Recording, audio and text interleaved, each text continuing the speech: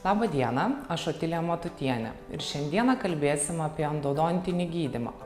Dažnai iš pacientų išgirstu sinonimus – šaknies kanalo gydymas,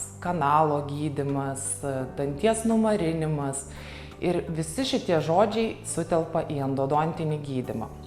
Kas tas endodontinis gydymas ir kam jis mums yra reikalingas? Tai viena iš odontologinių procedūrų, kuri padeda kuo ilgiau išlaikyti dantį burnoje. Endodontinis gydymas yra skirstomas į pirminį ir antrinį. Antrinį tuomet, kai jau reikia atlikti pergydymą prieš tai atlikto endodontinio gydymo. Kas pirminis gydymas? Kaip žinia, kariesas ėduonis yra bakterinė liga ir kuomet kariesas pažengia, pasiekia danties viduje esantį nervą, kraujagyslės jungiamąjį audinį, tos bakterijos kolonizuoja danties vidų. Ir mūsų tikslas yra išvalyti pilnai kariesą, išvalyti šaknis nuo mikroorganizmų, išdezinfekuoti viską, tinkamai paruošti kanalus ir juos tinkamai užplombuoti. Iš pacientų kartais sulaukiu klausimo: mano dantis sugedo tiesiog iš vienos pusės. Ar būtina gydyti visus kanalus? Atsakymas paprastas. Taip, reikia gydyti visus kanalus, nes dantų kanalų sistemą reikia išdezinfekuoti visą ir ją tinkamai paruošus užplombuoti. Dabar pakalbėsiu apie pergydymą.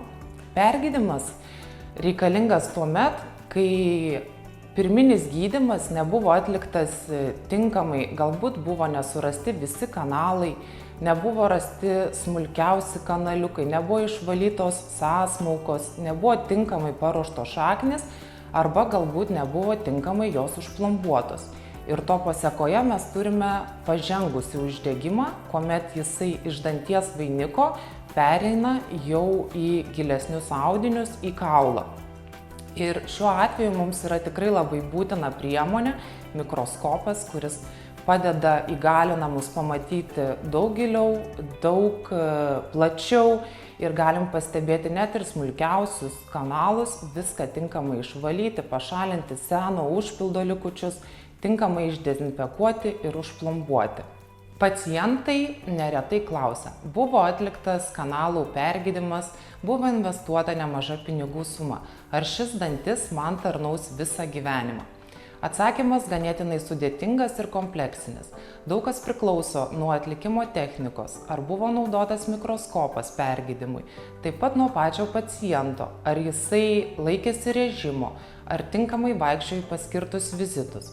Taip pat labai yra svarbu ir danties restauracija, nes ne visais atvejais pakanka dantį užplombuoti. Dažnai negyvą dantį reikėtų protezuoti užklotu arba vainikėliu. Taip pat priklauso ir nuo asmeninių paciento savybių, tokių kaip pavyzdžiui, kai kurie žmonės smarkiai sukanda dantimis, naktį griežia dantimis. Tokiems pacientams yra indikuojamos naktinės kapos, miorelaksuojančios kapos, kurios tiesiog paskirsto kramtymo krūvį ir tai padeda dantį apsaugoti nuo galimo skilimo.